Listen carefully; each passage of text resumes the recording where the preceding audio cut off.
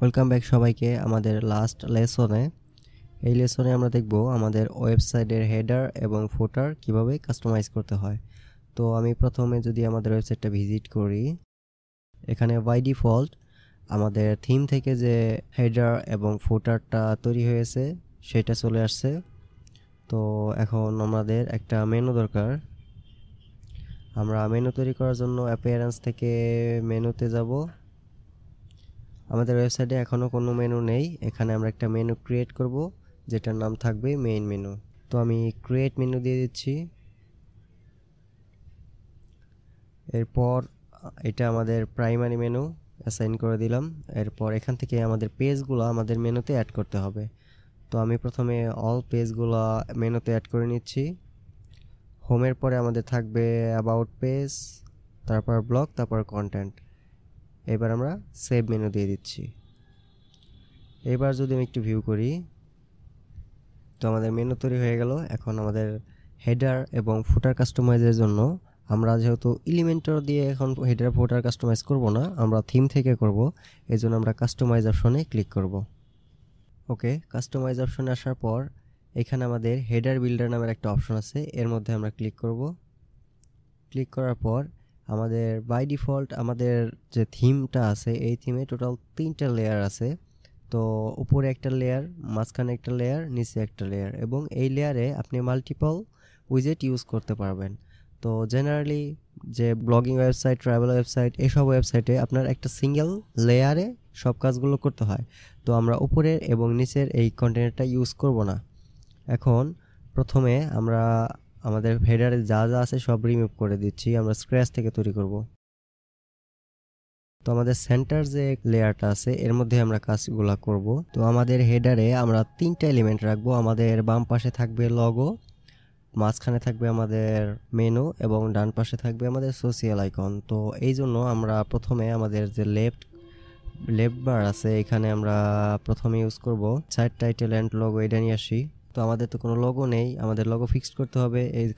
এই জন্য আমরা এখানে একটা সিলেক্ট লগো।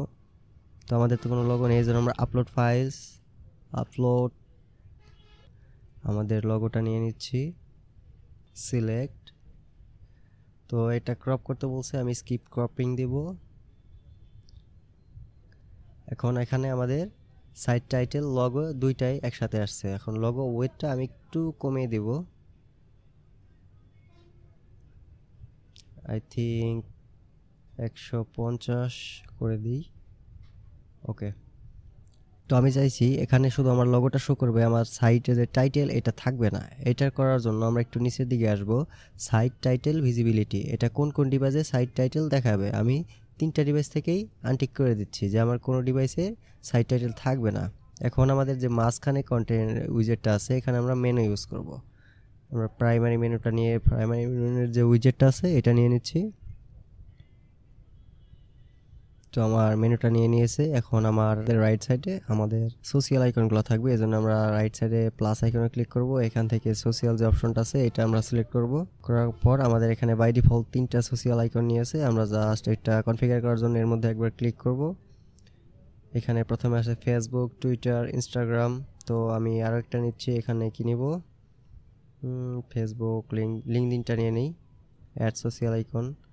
আপনি এখানে মাল্টিপল সোশিয়াল আইকনগুলো নিতে পারবেন।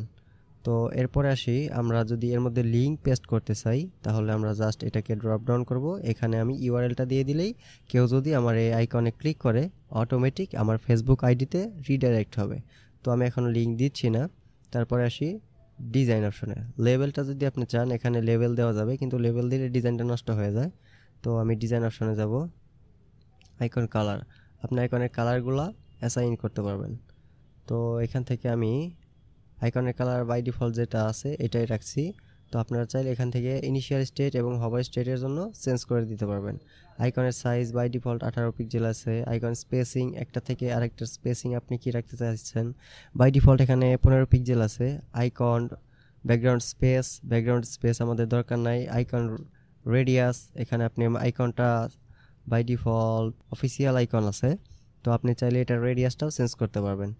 তো আমি আর কিছু করছি না, জাস্ট আমাদের হেডারটা এটা হলো আমাদের ডেস্কটপ এবং ল্যাপটপের জন্য। তো এটা রেসপন্সিভ করার জন্য আমি মাঝখানে একটা ট্যাবলেট আইকন আছে, এর মধ্যে ক্লিক করব। তো ক্লিক করার পর এটা এরকম ডিজাইন থাকবে।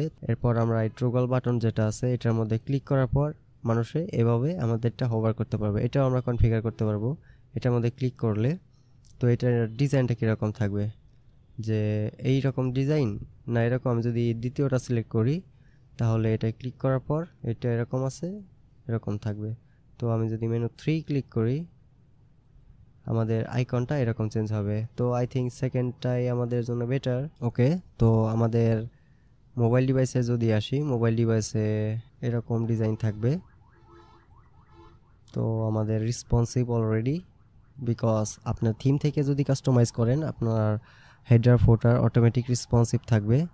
তো এরপরে আবার আমরা ডেস্কটপ ভিউতে ফিরে আসি। এখন আমরা এই হেডার ট্রান্সপারেন্ট ইউজ করব। ট্রান্সপারেন্ট ইউজ করার জন্য আমরা আবার ফিরে যাব হেডার কাস্টম হেডার বিল্ডারে। হেডার বিল্ডার দেওয়ার পর ট্রান্সপারেন্ট হেডার যে অপশনটা আছে এটা ড্রপ ডাউন করব। ড্রপ ডাউন করার পর আমরা জাস্ট এটা আনেবল কমপ্লিট ওয়েবসাইট করে দেব। তো এটা আমাদের একটা ট্রান্সপারেন্ট হেডার আসলো, অর্থাৎ আমাদের যে হিরো সেকশন থাকবে প্রত্যেকটা পেজের যে উপরে টপ সেকশনটা থাকবে ওইটার ব্যাকগ্রাউন্ডের কালারটা এটাই নিয়ে নেবে। তো এখানে কিছু কন্ডিশন আছে যে কোন কোন পেজে আমি এটা দেখাতে যাচ্ছি। প্রথমে আমরা বলে দিয়েছি কি unable on complete website, complete ওয়েবসাইটে থাকবে এইটা একটা কন্ডিশন। ডিজেবল অন 404 পেজ, অর্থাৎ আমাদের যে 404 পেজ আছে ওইটা এই ট্রান্সপারেন্ট হেডার শো করবে না। তারপরে সার্চ পেজে আমার এটা শো করবে না, আর্কাইভ পেজে শো করবে না। ব্লগ পেজে আপনি যদি চান ট্রান্সপারেন্ট হেডার এটা ডিজেবল করে রাখতে পারেন। তো এটাও আমি ডিজেবল করে দিচ্ছি। এটা জাস্ট আমাদের যে মেইন পেজগুলো আছে যেমন home page, about page, blog page, contact page এইখানে থাকবে।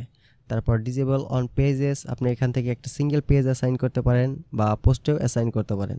আর এটা আনেবল কোন কোন ডিভাইসে থাকবে, ডেস্কটপ প্লাস মোবাইল না শুধু ডেস্কটপ না শুধু মোবাইল। আমি চাইছি প্রত্যেকটা ডেস্কটপ প্লাস মোবাইল সবগুলাই ট্রান্সপারেন্ট থাকুক। এরপর ট্রান্সপারেন্ট লগো, অর্থাৎ আমি ট্রান্সপারেন্ট অবস্থায় এখানে অন্য কোনো কালার লগো কিংবা অন্য কোনো লগো ইউজ করতে চাচ্ছি কি না, তো ওটা আমাদের দরকার নেই, আমরা এখান থেকে পাবলিশ করে দিব। তো আমাদের হেডারের ডিজাইন কমপ্লিট, আমি এটা ক্লোজ করে দিব। এখন যদি আমি দেখি তো আমাদের ট্রান্সপারেন্ট হেডারটা শো করছে। আমি যদি অন্য পেজে নেভিগেট করি, অ্যাবাউট পেজে নেভিগেট করি, এটাও ট্রান্সপারেন্ট শো করছে। কিন্তু আমাদের ব্লগ পেজে কিন্তু ডিজেবল করা ছিল, এই যে ব্লগ পেজে ডিজেবল করা আছে। তো এখন আমাদের ফুটারে কাজ করতে হবে। আমাদের থিম থেকে একটা বাই ডিফল্ট ফুটার আছে, এটা আমরা কাস্টমাইজে ক্লিক করব। ওকে, হেডার বিল্ডারের মতো নিচে একটা অপশন আছে ফুটার বিল্ডার। তো আমরা ফুটার বিল্ডারে ক্লিক করব। এইখানেও আমাদের হেডারের মতো টোটাল 3টা লেয়ার আছে। তো আমি এখানে কপিরাইট টেক্সট, এটা হলো আমাদের এই যে কপিরাইট টেক্সট এইটা, আর সেন্টারের যে এটা আছে এখানে টোটাল 3 কলাম আছে। আপনি চাইলে 4 কলাম 5 কলাম বিভিন্নভাবে ইউজ করতে পারবেন।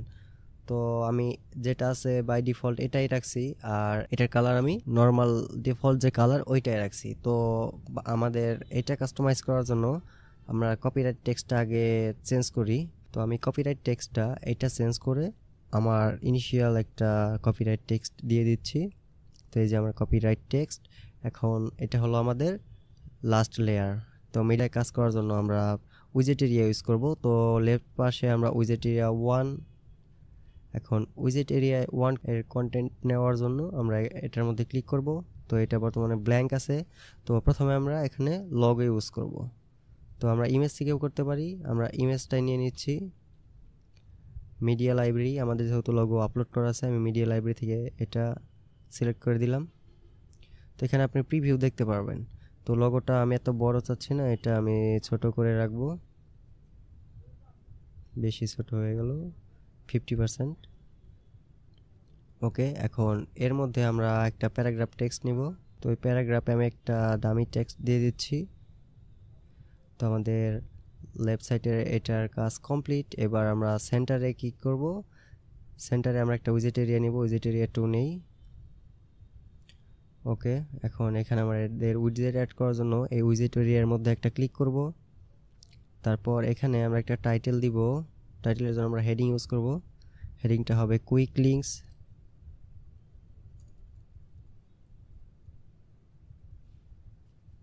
ওকে, এখন এটা আমি H2 না, এটা আমি H3 ইউজ করব, একটু ছোট হবে। তারপর এখানে আমাদের মেনুটা দিয়ে দেবো, এই জন্য আমরা প্লাস আইকনে ক্লিক করব, এখানে সার্চ করব মেনু। এই যে নেভিগেশন মেনু, এটাকে আমি নিয়ে নিব। তো টাইটেলটা আমি দিচ্ছি না, এখান থেকে আমার মেইন মেনুটা আমি সিলেক্ট করে দিচ্ছি। বাস, এখন এর মধ্যে কিন্তু একটা ব্লু কালার নিয়ে নিয়েছে। আমরা যখন থিম কাস্টমাইজেশন করেছিলাম আমাদের লিঙ্ক কালার আমরা ব্লু কালার রেখেছিলাম, এই জন্য এই কালারটা নিয়ে নিচ্ছে। তো এখন আমাদের ডান পাশের যে এরিয়া আছে এখানে আমি উইজেট এরিয়া 3টা নিয়ে নিচ্ছি। এটার মধ্যে এলিমেন্ট অ্যাড করার জন্য আমি প্রথমে একটা হেডিং নিয়ে নিব। এখানে আমি বলবো গেট ইন টাচ। সেমভাবে এইটাও আমি H2 থেকে H3 করে দিব। এরপর এখানে আমরা লিস্ট ইউজ করব। এখানে জাস্ট লিস্ট যে উইজেটটা আছে এটা নিব। তো প্রথমে আমাদের ফোন নাম্বারটা দিয়ে দিই, তারপরে এন্টার করব। এখানে আমাদের ইমেল দিয়ে দিব।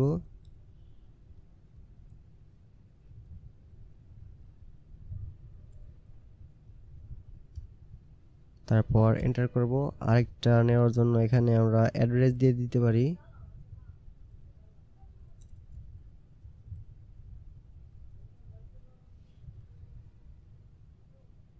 ওকে,